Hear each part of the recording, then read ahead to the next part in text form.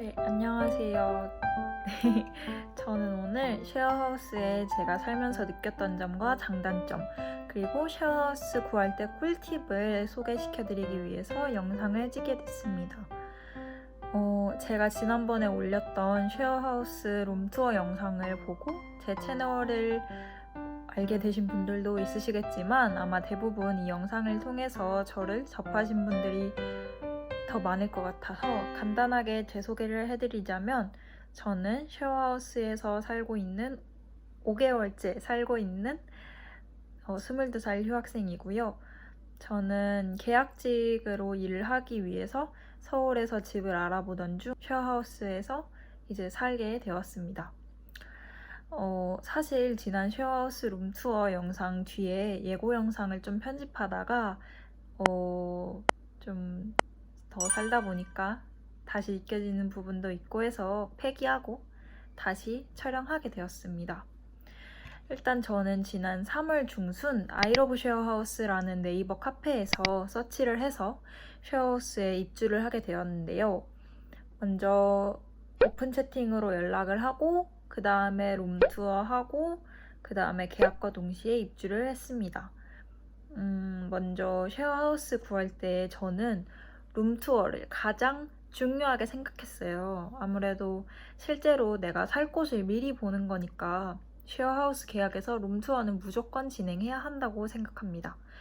실제로 지금 살고 있는 집 말고 다른 집을 보러 갔었을 때 사진으로 보기에는 되게 깔끔하고 괜찮았는데 직접 보니까 화장실도 와 진짜 손바닥만 하고, 진짜 뻥 안 치고 손바닥만 하고, 샤워실도 비슷한 크기였고 벽지랑 바닥도 마감이 잘 안 돼 있었는지 좀 잘 올라와 있고 습기도 잘 차 있고 위생도 불량이고 벌레도 막 나올 것 같고 진짜 사람 살 집이 아니라고 느꼈었어요. 근데 사진으론 괜찮았단 말이죠. 그래서 꼭 입주 전 쉐어하우스 룸투어를 진행하시기를 권유드립니다. 저는 지금 살고 있는 집 룸투어를 할 때 미리 그 자취방 보는 법 이런 거 해서 다 검색을 해서 거의 자취방 보듯이 그냥 다 봤어요.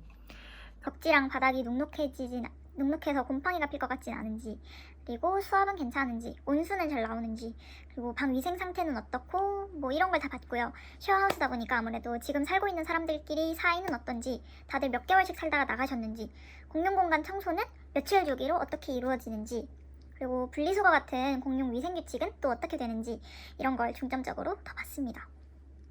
그리고 의외로 중요한 게 그 쉐어하우스 매니저분들과의 합인 것 같아요. 아무래도 돈이 오가는 관계고 내가 살고 있는 집의 처치에 대해서 정말 많은 관여를 하시다 보니까 개인적인 합이 안 맞으면 힘들 것 같더라고요. 저는 지금 살고 있는 쉐어하우스 매니저님들이 진짜 잘 대해주시고 친절하게 해주셔가지고 정말 만족하면서 살고 있습니다. 그리고 제가 또 좀 중요하게 생각했던 건 주변에, 그리고 특히 건물 1층에 음식점이 없을 것이었습니다. 1층에 음식점 있는 건물들은 거의 100% 바퀴벌레가 나온다고 봐도 무방하거든요. 그리고 제 개인적인 추천으로는 쉐어하우스 룸투어는 보통 낮에 진행을 많이 하니까 저녁이나 밤쯤에도 한번 가보시는 걸 추천합니다. 이게 낮에 가서 보는 거랑 밤에 가서 보는 거랑 확실히 느낌 차이가 많이 나고요. 그리고 보통 이제 회사 다니거나 학교 다니면 아침에 나가서 해 질 쯤이나 해 지고 나서 들어오고 이런 경우가 많다 보니까 아무래도 밤에 치안이 어떤지 먼저 체크를 하는 게 중요한 것 같아요. 아니면 아예 해질녘쯤에 약속을 잡아서 들어갈 때쯤엔 조금 노을이 질 쯤 들어가서 방 다 보고 나올 때는 좀 어둑어둑한 가로등 켜있는 걸 확인할 수 있는 시간대에 나오는 거, 그것도 좋은 것 같아요. 자, 그 다음으로 쉐어하우스 장단점입니다. 장점은 아무래도 비용이겠죠? 사실 저는 1인실에 살고 있고 그래서 월세는 거의 자취하는 거랑 똑같아요. 관리비까지 50만 원이 조금 넘는데 보증금이 정말 원룸과 비교도 안 되게 쌉니다. 저는 보증금 98만 원에 입주했어요. 100도 안 되는데 서울 역세권 아파트 이 모든 인프라를 다 누릴 수 있다는 게 정말 좋은 것 같아요. 그리고 원룸 월세랑 다르게 보통 3개월이나 6개월 단위로 계약이 진행이 되니까 단기 계약이 가능하다는 것도 큰 장점인 것 같아요. 그 다음으로 단점은 솔직히 4바4인 것 같습니다. 평소에 좀 깔끔한 성격이시라면 확실히 살기가 힘듭니다. 밤에 잠귀가 밝아도 힘들 것 같고요.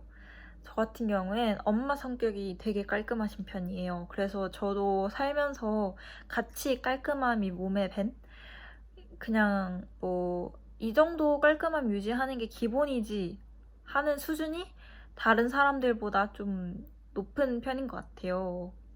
저는 이걸 나와 살면서 처음 알았어요.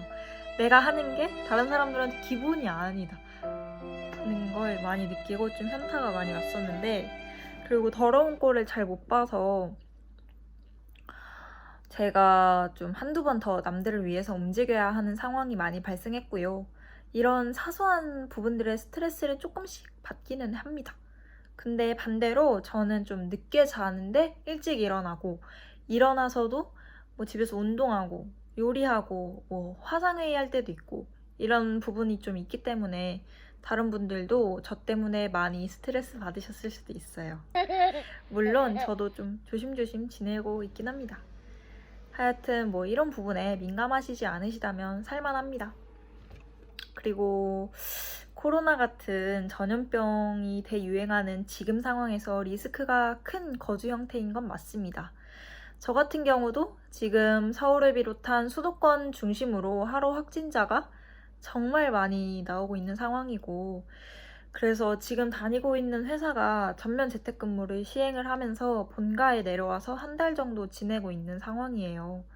그래서 자기 방에만 있는다고 해결될 상황이 아닌 게, 쉐어하우스는 화장실, 거실, 주방이라는 기본 공용 공간이 있다 보니까 참 나 혼자 조심한다고 해서, 그리고 나 혼자 집에만 있는다고 해서 될 일이 아니더라고요.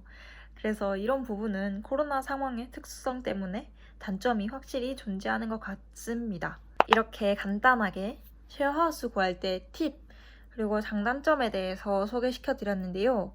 사실 가지고 있는 돈에 비해서 상당히 많은 장점을 가지고 있는 거주 형태인 것 같습니다. 저도 쉐어하우스에 살면서 정말 많이 만족을 하고 있고요. 좀 솔직하게 단점에 대해서 말씀을 드려보긴 했는데, 쉐어하우스 고민하고 계신 분께 도움이 많이 됐으면 좋겠습니다. 궁금하신 사항은 댓글로 남겨주시면 제가 확인하고 답변 드릴 수 있는 답변 드릴 수 있는 최대한 남겨보도록 하겠습니다. 네, 감사합니다. 제 채널도 구독과 좋아요 많이 부탁드려요. 안녕.